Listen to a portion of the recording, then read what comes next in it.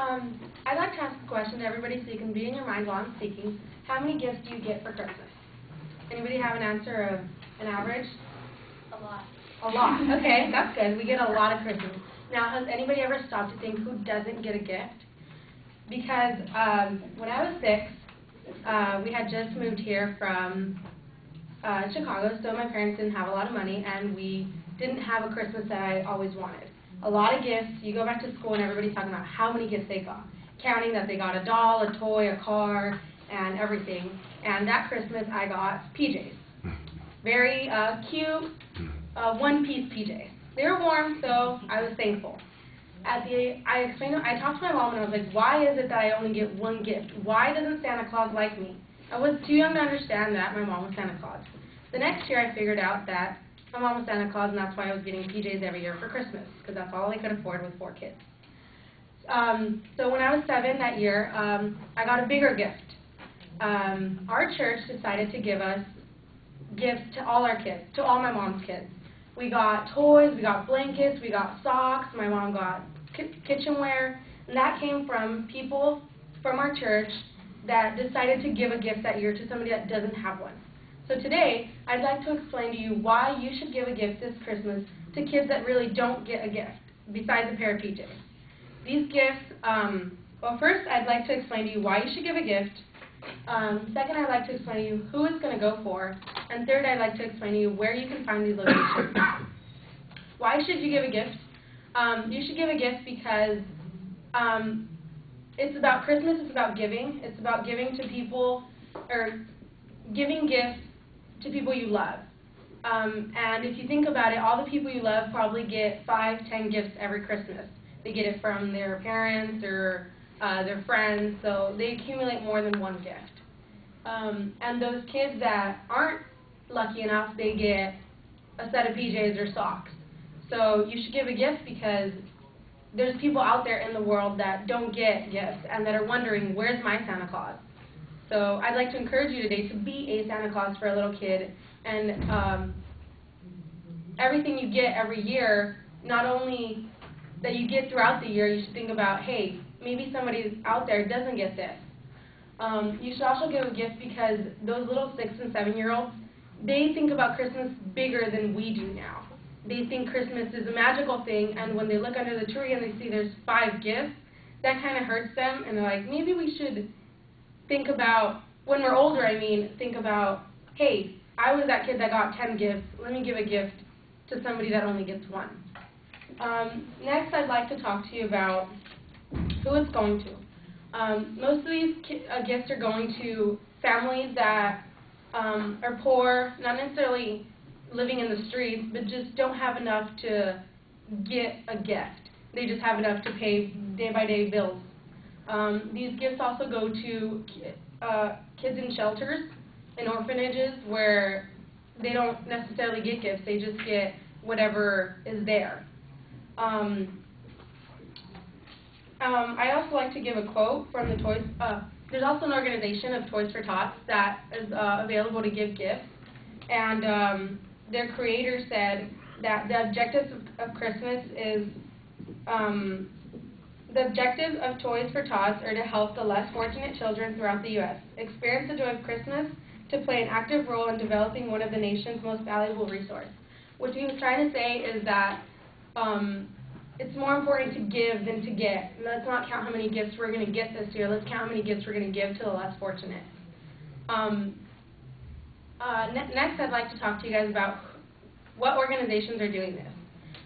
When I got gifts, it was about my church. My church decided that we went to church every week, and they knew that my mom wasn't going to give us a lot of gifts this year, so they're the ones that put forward this. And in many churches, they have a giving tree. It's in front of the church, and all you have to do is get one of the little cards. It has like crayons, coloring books, anything simple. It's always something small that you give. You can even get it at the 99-cent store. It's just coloring books because those kids would rather get a coloring book than just a set of PJs. Also, another organization that does it, and it's really big, it's one of the biggest ones throughout the nation, is Toys for Tots. They decided to start giving it. It's a Marine organization, and Marines throughout the world get gifts together and go to local organizations to receive gifts every year. Another organization is even located at Starbucks. They now have a little box when you buy your Starbucks, and there's a toy box. That's also a George's organization, and it goes to unprivileged kids that don't get a lot this Christmas.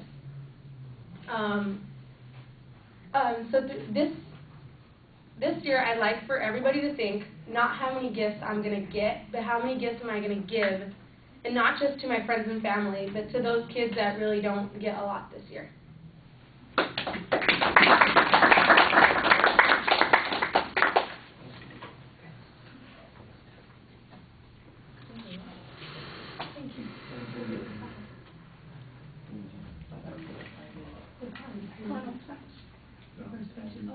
You started at 10.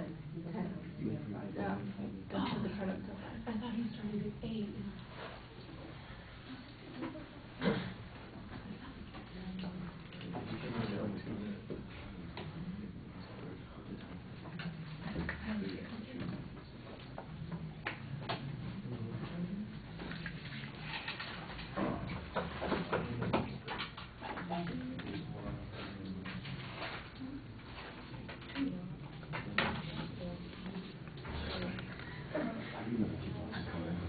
So Ryan, what did you think?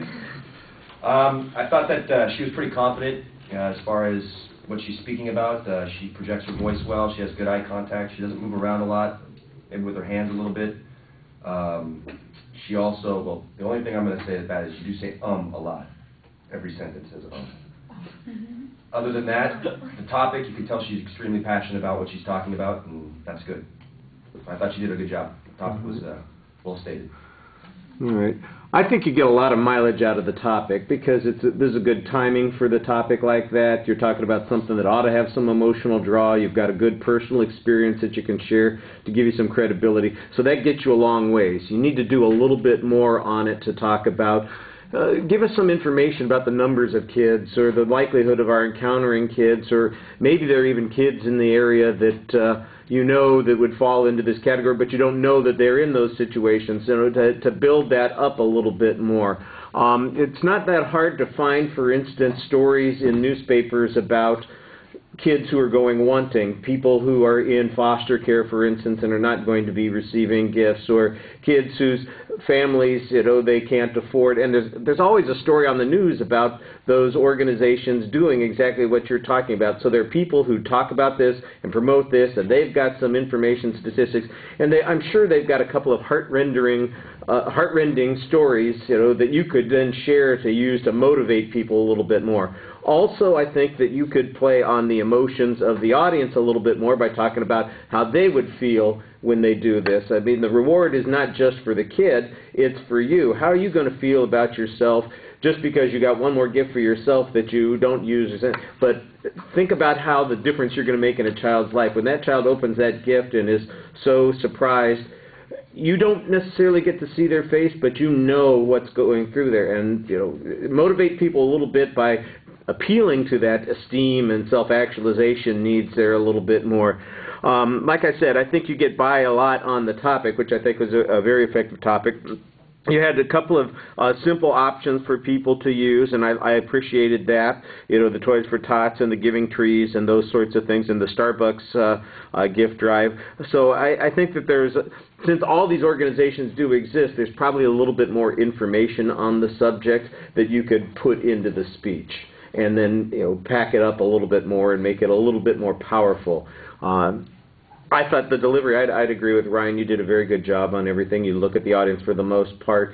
He mentioned the ums. I didn't notice them that much, but I did notice a couple of times when you had to go to your pocket to get your notes out and say, oh, what's the next point? You were doing pretty well even when you had those kinds of issues. It did sound a little mechanical in a couple of spots, but I thought that you did a nice job personalizing it, like I said, from the very beginning. So that worked well. All right, thank you.